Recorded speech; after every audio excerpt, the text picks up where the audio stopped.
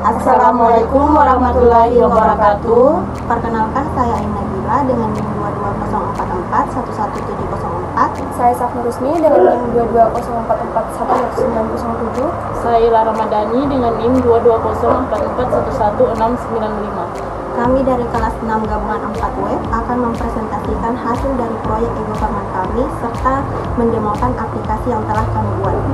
Ya, di sini ada pun judul proyek kami yaitu Sistem Pendaftaran Online Pasien Puskesmas Suara Utara berbasis web. Di sini saya akan menjelaskan tentang latar belakang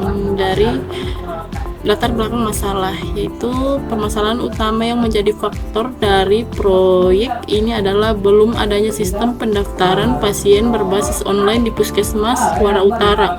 Seluruh proses pendaftaran masih dilakukan secara manual, dimulai dari pengambilan nomor antrian hingga pengisian data pasien.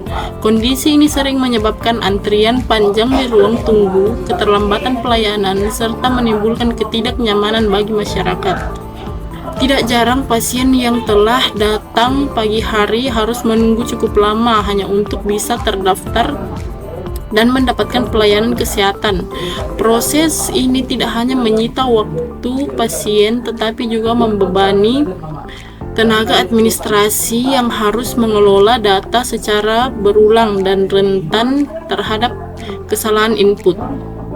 Penerapan sistem pendaftaran online di Puskesmas Suara Utara merupakan solusi strategis untuk mengatasi permasalahan antrian, mempercepat alur pelayanan, serta meningkatkan kepuasan masyarakat. Sistem ini akan mempermudah pasien dalam mengakses layanan, terutama bagi mereka yang memiliki keterbatasan waktu atau kondisi kesehatan tertentu. Selanjutnya yaitu ada tujuan pengembangan sistem.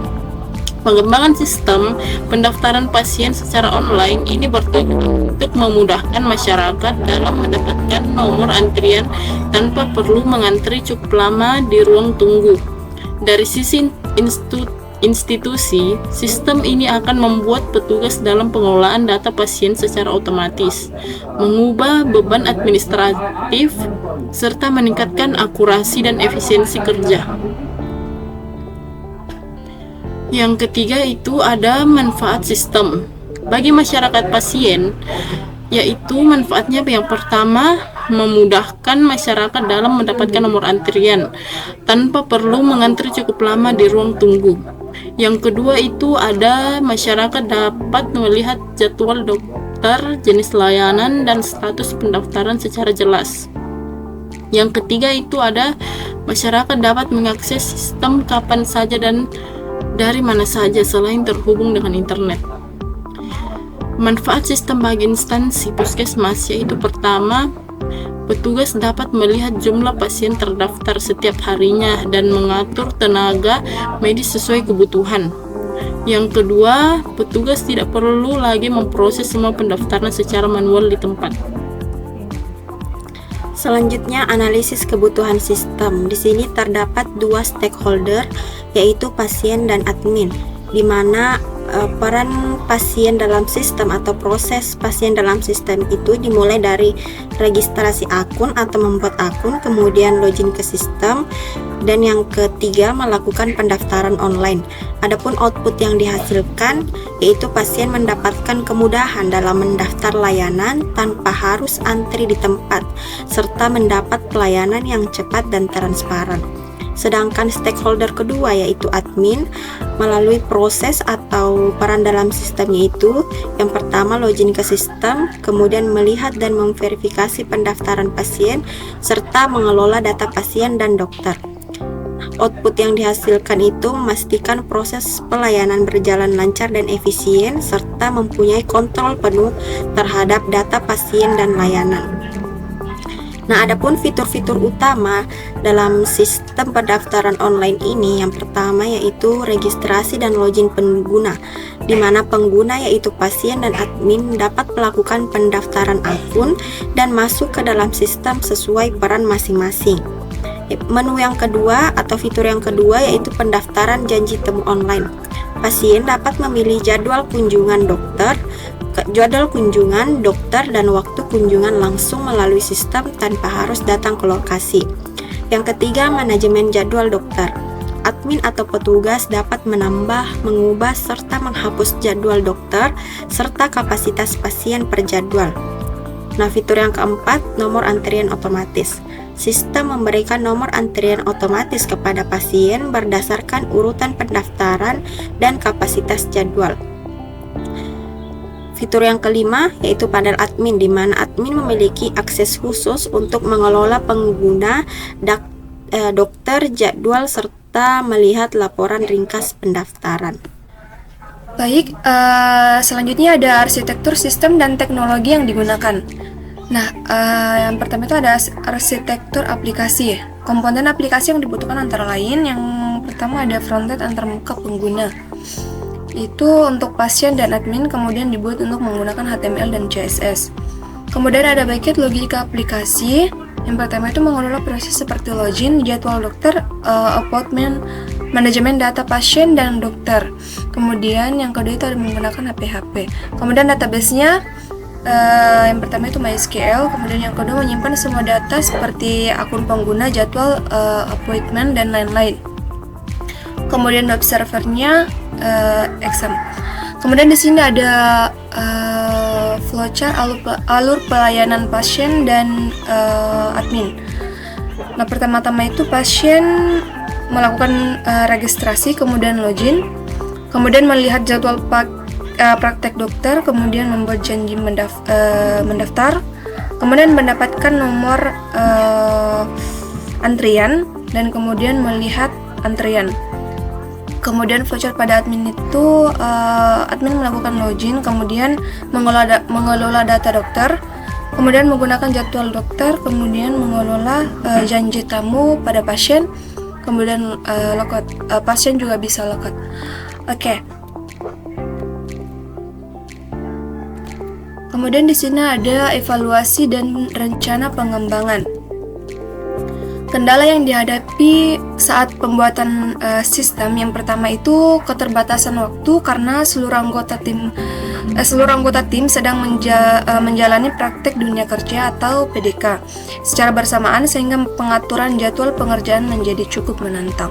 Kemudian yang kedua ada kendala teknis seperti error pada bagian pemrograman, terutama dalam pengelolaan antrian dan penomoran otomatis yang berbeda-beda untuk setiap pasien. Nah, saran pengembangan lanjutan dari sistem yang pertama itu ada penambahan fitur notifikasi SMS atau email untuk mengingatkan jadwal periksa pada pasien.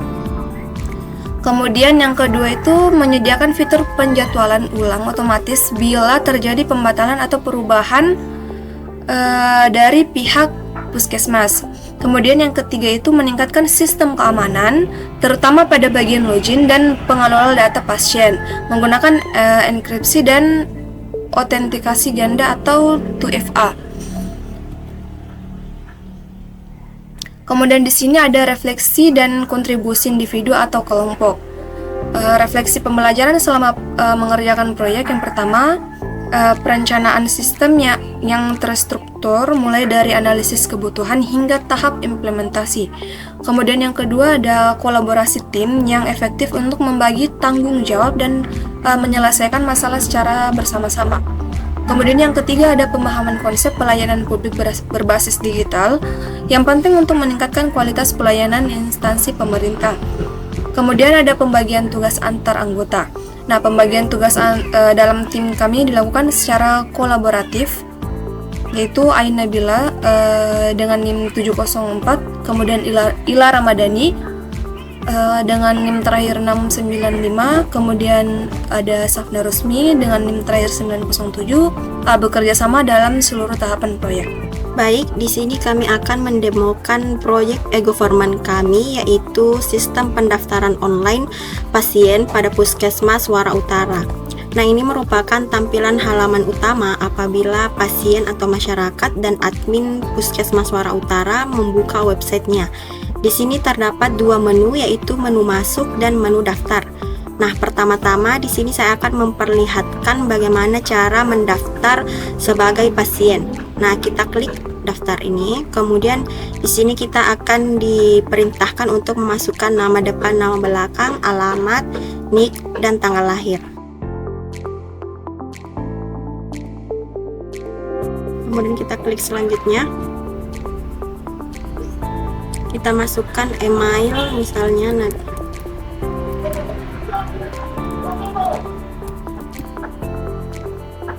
nomor telepon, kemudian passwordnya 123. Kita buat yang mudah. Ini kita daftar. Nah, ini tampilan setelah kita berhasil membuat akun pasien di sistem pendaftaran online ini. Di sini terdapat beberapa menu, yaitu ada menu home, kemudian menu dokter. Nah, di sini tampil nama-nama dokter yang ada di Puskesmas Suara Utara beserta email dan spesialisnya. Kemudian ada jadwal praktek. Nah, jadwal praktek di sini masih kosong karena admin belum menambahkan jadwal praktek dokter. Kemudian di antrian di sini nanti akan muncul antrian sesuai dengan janji temu yang kita buat. Selanjutnya saya akan menunjukkan tampilan dashboard dari admin sendiri. Jadi pertama kita logout dulu, kemudian kita login sebagai admin.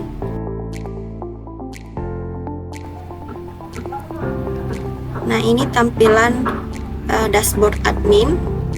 Di sini ada menu dokter, tempat admin untuk menambahkan dokter baru. Kemudian untuk menambahkan spesialis, ini bisa kita tambahkan spesialis dokter kulit.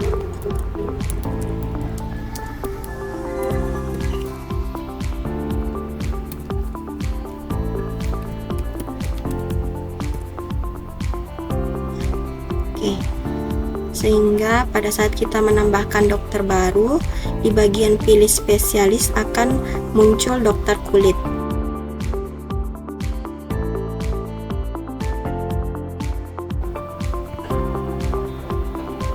Nah, dokternya sudah berhasil ditambahkan. Ini dia Ila dengan spesialis dokter kulit. Nah, selanjutnya di sini jadwal. Kita akan menambahkan jadwal praktek dari dokter sehingga pasien bisa membuat janji temu. Kita tambahkan jadwal.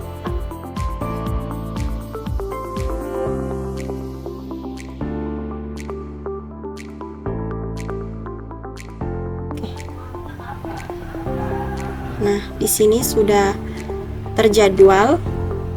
Selanjutnya kita selain itu di sini juga ada pasien. Ini pasien yang terdaftar yang membuat akun di sistem ini dapat dilihat oleh admin. Ada 2 pasien, kemudian kita logout. Jadi kita akan login kembali sebagai pasien untuk membuat janji temu dengan dokter. Nah, di sini kita bisa melihat jadwal praktek. Nah, di sini muncul jadwal praktek sesuai dengan yang admin atur tadi di dashboardnya atau di bagian beranda admin. Nah, di sini kita bisa membuat janji. Nah, di sini kita mendapatkan nomor antrian 1. Kita buat janji. Selain itu, kita bisa juga membatalkan janjian apabila sewaktu-waktu kita batal atau tidak jadi untuk bertemu dengan dokter tersebut. Kemudian kita kembali ke admin, kita lihat apakah janji temu pasien atas nama Nabila tadi sudah masuk di sistem admin atau belum. Kita harus login sebagai admin kembali. Nah, kita lihat di janji temu.